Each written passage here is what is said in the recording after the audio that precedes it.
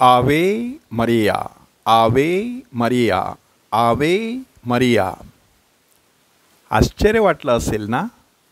कारण आत्तापर्यंत आपण प्रभूचा गौरव असो असे म्हणायचो. तसेच पवित्र मरियेच्या नोवेनाच्या काळामध्ये आवे मरियाचा जयघोष करायचं. परंतु आज आपण आवे मरिया असा जयघोष करत आहोत, कारण आज पवित्र मरियेचे नाव ही स्मृती ख्रिस्त सभा साजरी करत आहे. 8 सप्टेंबर रोजी आपण तिचा वाढदिवस साजरा केला. 12 सप्टेंबर ह्या दिवशी ख्रिस्त सभा तिच्या पवित्र नावाची स्मृती जोपासत असते. आपल्या अतिपवित्र साक्रामेंताच्या आराधनेमध्ये शेवटी आपण धन्यवाद बोलत असतो.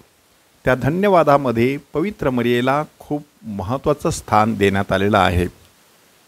मरिया कुमारी आणि माता हिचे नाव धन्य असो असं आपल्याला आपण म्हणत असतो. पवित्र मरियेचं नाव हे सर्व नावांपेक्षा श्रेष्ठ, कानाला मधुर, हृदयाला गोड आणि ओठांना प्रिय आहे असे उद्गार पादुआचा संत अंतोनी ह्यांनी काढलेले आहेत.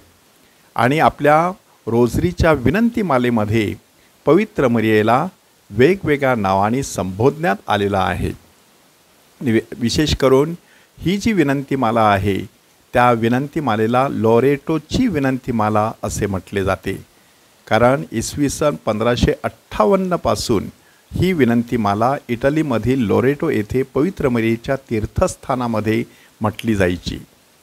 पुढे इसवी सन 1587 मध्ये पोप 5 सिक्स्टस ह्यांनी ह्या विनंतीमालेला अधिकृत मान्यता दिली. त्यानंतरच्या काही वर्षांमध्ये मूळ पापा वाचून संभावलेली राणी, स्वर्गात सधेय नेलेली राणी, अतिपवित्र मालेचे राणी ही पदे त्या विनंतीमालेला जोडण्यात आली. ख्रिस्त सभेची माता हे पद इसवी सन 1980 मध्ये व्हॅटिकनच्या उपासना आयोगाने त्या विनंतीमालेत समाविष्ट केले. 31 डिसेंबर 1995 रोजी कुटुंबाची राणी ह्या पदाचा त्यात अंतर्भाव करण्यात आला. अगदी अलीकडे पोप फ्रान्सिस ह्यांनी दयेची माता, आशेची माता, विस्थापितांचे सांत्वन अशी 3 नवीन पदं त्यामध्ये समाविष्ट केलेली आहेत.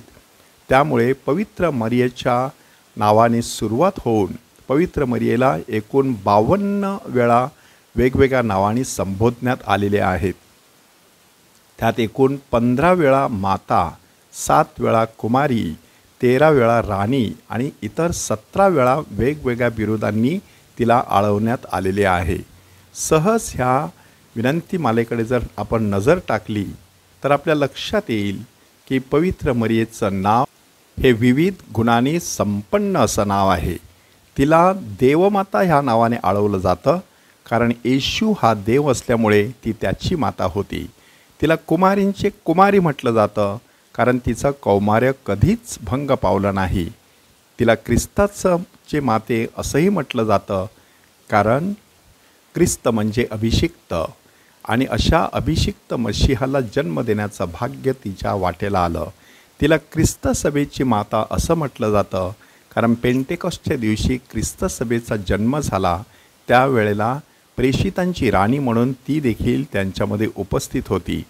तिला दयेचे माते असं म्हटलं जातं किंवा दयाळू कुमारी असंही म्हटलं जातं, कारण ती खरोखरच दयामय आहे. तिला ईश्वर कृपेचे माते असं म्हटलं जातं. अगदी आपल्या जन्माच्या पहिल्या क्षणापासून ती कृपापूर्ण होती. तिला आशेचे माते ह्या नावाने संबोधलं जातं, कारण ती मानवांची आशा आहे. आणि अतिशुद्ध माते, अतिविरक्त माते, निर्दोष माते, निष्कलंक माते अशा शब्दांमध्ये तिच्या शुद्धतेचा गौरव करण्यात आलेला आहे. प्रियकर माते, आश्चर्यकारक माते, चांगल्या मसलतीचे माते ह्या शब्दांमध्ये आपल्याला पवित्र मरियेविषयी केवढा मोठा आदर वाटत आहे हे भक्त व्यक्त करत असतो. तिला उत्पन्नकर्त्याचे माते आणि तारणाऱ्याचे माते म्हटलं गेलेलं आहे, कारण उत्पत्तीच्या सुरुवातीलाच परमेश्वर आणि देवपुत्र आणि देवपवित्र आत्मा एकत्रितपणे ह्या विश्वाची निर्मिती करत होते.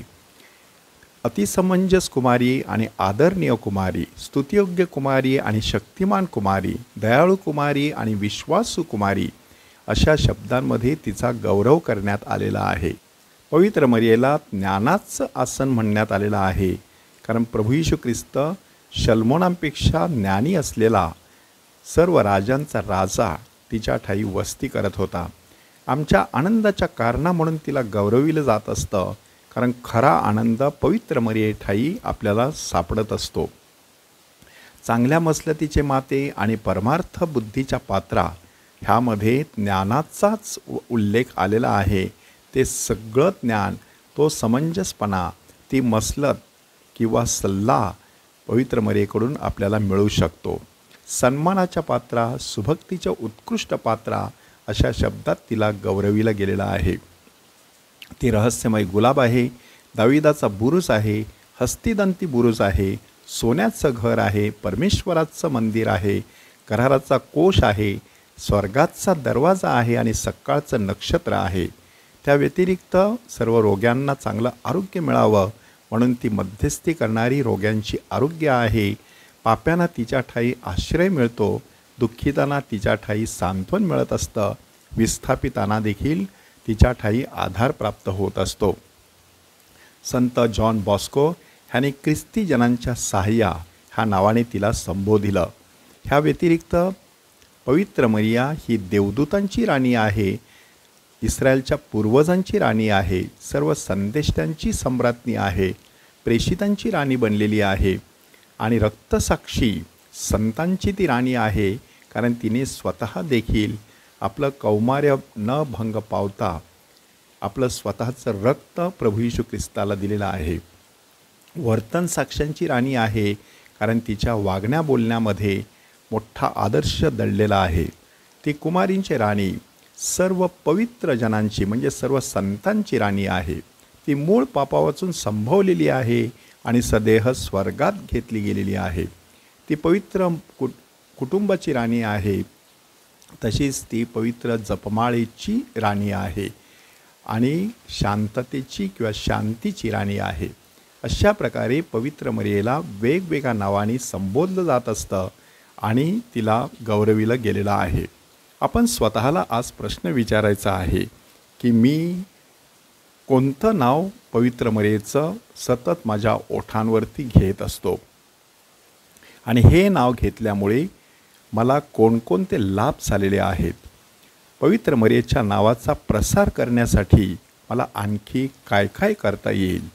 ती कृपा, प्रेरणा, सुबुद्धी आणि शक्ती, सामर्थ्य आणि आशीर्वाद पवित्र मरियेने आपल्यासाठी मिळवावा म्हणून तिच्याकडे मध्यस्थीची याचना करूया. आवे मरिया, आवे मरिया, आवे मरिया.